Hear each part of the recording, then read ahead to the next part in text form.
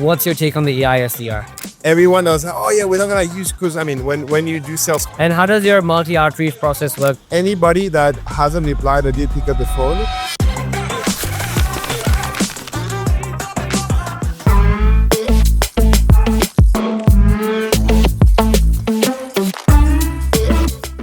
All right, welcome on board, Thibault. How you going? I'm not too bad. Not Nice. to say it's- What's your take on the AI SDR? Well, I mean, to me, is if you go back maybe a year or two ago, everyone knows, oh yeah, we're not gonna use, because I mean, when you do sales calls, I do all the sales calls richly, so I speak to a lot of people, and then when people would end up not using our services and they go, oh, we choose to go with that AI SDR tool, I'm like, So I get the AI SDR part. Fair enough. You're seeing that maybe work, maybe not work. I guess as the foundation models get better, naturally it's going to improve. Yeah. But to your point, I do agree where there's that intuition that has to come in, that re-attribution where that you just can't do it yet right now.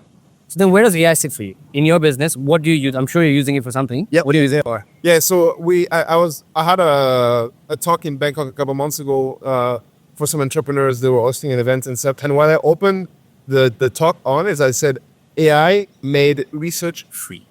Yep. Okay. Back in the days, Fair enough. you'd want to outreach your company. You'd want to be like, oh, you'd want to see what stage they're at, you know, whether they have product market fit, whether they have all these other things, who they're selling to, their social proof, all that stuff. It would take you a lot of time. Yeah. If you wanted to do one-to-one outreach, Yeah. right?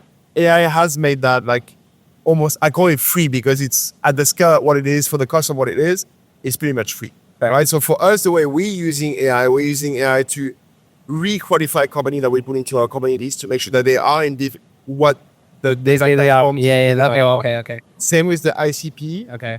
We also research social proof. We also research the ICP to do a lot of like snippet and variables that we can then include within the messaging to help make the message more relevant at scale, pretty much, and customized at scale without it being free generated by AI. And how does your multi-outreach process work with respect to the content you push to SmartLead versus Hey-Reach using Hey-Reach strategy? Yeah. And who qualifies for phone call? Do you start it at the very start? Is your sequencer experience dialing, email, LinkedIn, retargeting? I'd like to learn a bit more about that. Yeah, so the way it works currently, and I know I've been on your ads about SmartLead and having Hey-Reach. Yes, the sequencer builder. We'll talk about that right off camera. The way we do it is valid email goes into SmartLead, non-valid email goes into Hey-Reach, right? And then whenever these two hits the bottom of the sequence, meaning we didn't get an answer, then we have a webhook that pushes back the data into Clay and notifies our call caller and say, hey, that lead went through everything, but he didn't reply. And then they call and they, hey, babe, I've called you from SmartLead. I'm calling because no. Nice. That's the cold calling we do. We don't do pure cold calling. We do contextual cold calling. Yeah, warm calling. Yeah, okay, got it. Okay. I don't know if I would call it warm calling, because warm calling is more for us like where someone says, I'm interested, then we call. Okay, my definitions are different, right? So you're referring to warm calling as someone who's given consent to actually reach out. Yeah. Okay. Contextual calling with the right direction. Cool. Yeah. Okay, fair enough. All right. Cool. Okay, that makes sense. And then where does retargeting come in for you over here? Like if they were not to pick up, do you run re-engagement campaigns? With respect to LinkedIn, are you using LinkedIn or email to offset, like you said, how you're doing that with dialing, right? Where you're making it catch up as a contextual value?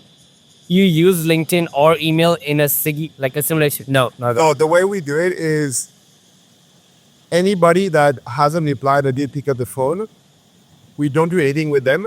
But 3 months after we've contacted them, we're going to re-engage them through the exact same workflow. Okay. The only changes to that will be that they'll probably have a different copy and messaging, because within those 3 months, we would have had learnings from the subject line, what copy works best, what offer works better and everything. Maybe even an offer, so that we can change and tweak it a little bit. And we do that through a couple different tools. The main one at the moment is using Outreach Magic, which allows us to have all of our data in a centralized space, and we can export all the leads that haven't been contacted, let's say in the last 80 days. Okay. So we ensure that we haven't contacted them. Then we re-pull them into Clay. We do a lookup and we re-push them. And the beauty about it is in SmartLead is so easy, because you guys natively within Clay, you can remove it from campaigns.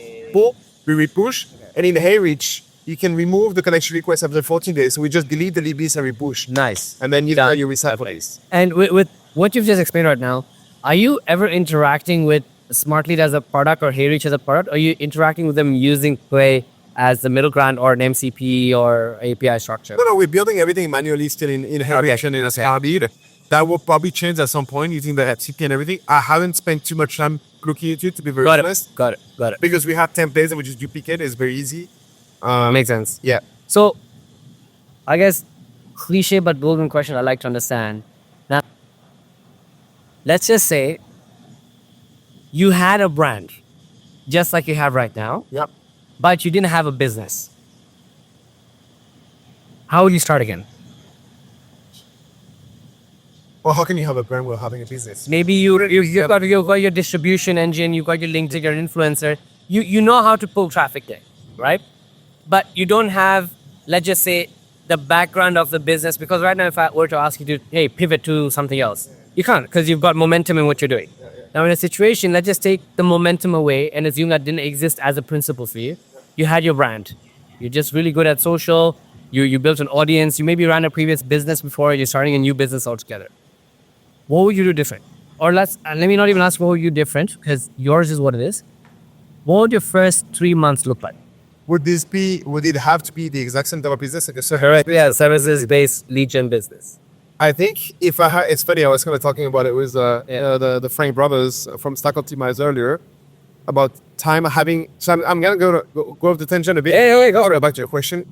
I feel like every day that's happening right now in the space in terms of code and all that stuff is giving a lot of FOMO to owners. Yeah. Business owners that are heavily operators of their business, which I'm one of them. I'm heavily involved with too.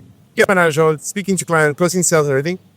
Doesn't leave you much time and room to go and just say, I'm going to take a week off and just go on a right? Yeah. So to your question, if I were to start a new business today, and I'd probably advise that to anybody starting a new business, especially around service these days, is I would go deep into automation.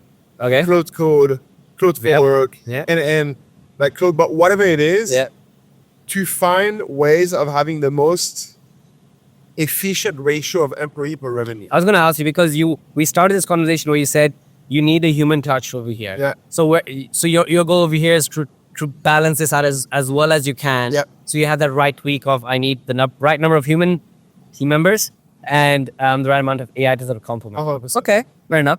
And that will be the root level. Okay, got it. So what's 2026 looking like for you? Ooh, that's What if we were to do this podcast in a year, right? What part of what you told me right now is going to come true? What part of what you told me is going to be like, I was too naive when I said that? What is it going to look like? I would say that the biggest change I think is going to be like code and how people are building campaigns without really going into the tools anymore. Yep. I think I'm seeing SaaS, instead of being platforms, almost becoming API. And that's all you are. It's like, I mean, The US are it's a pejorative way, but it's like, that's all you are. It's like, if you're very good at API, then it integrates very natively with Claude and all that stuff. Yes. And you can do all that by just natural language speaking. Yeah. And yes, of course, you need to have your skills, your template, and all that. I think that's going to be the biggest dive over. But at the same time, I go back to my point earlier. If you're currently operating a business, pick and choose. I like a month or 2 months ago, I almost went crazy, heavy to CloudBot and everything, open crawl. And then now we see that like cloud core does exist and things. But happy I didn't actually spend. I'm with you, by the way. I didn't do that as well. So I'm so glad I didn't waste my time on So you have to be able to kind of pick and choose, because every other week there's something you're coming. oh my God, this is revolutionary. You know what I mean? Like, so, but I think Claude is getting ahead of the curve like crazy. Getting really fast. I think they're winning the AI race. Let's see, I don't have a crystal ball, but I think they will keep on winning it. Yeah. And I think service business able to leverage cloud code really well are the ones that are going to be ahead of the curve, because it's your leverage, right? It's how you're able to leverage. I totally agree with you. So we've been talking about this with the team internally, which is, I think, software as a service is pivoted to service as a software now, where a lot of agencies, where we thought like most businesses go from SaaS to an agency, that's the dream. So from an agency to a SaaS, that's a dream. I think now it's flipping, where if everything's commoditized, you need to have that service layer, which you guys are really good at, but your efficiency layers start becoming a lot more cheaper. Yeah. So you can now run scale. So what ends up happening is you're technically now a SaaS, because the principal difference is SaaS can serve a higher volume of customers.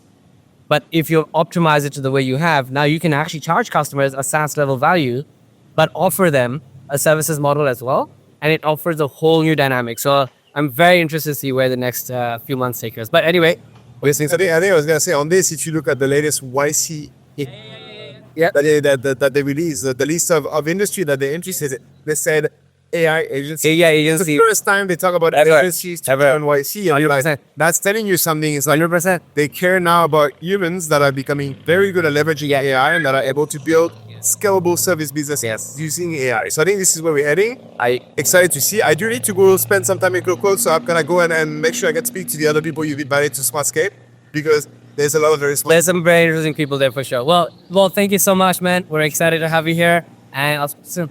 Sounds good. Yes.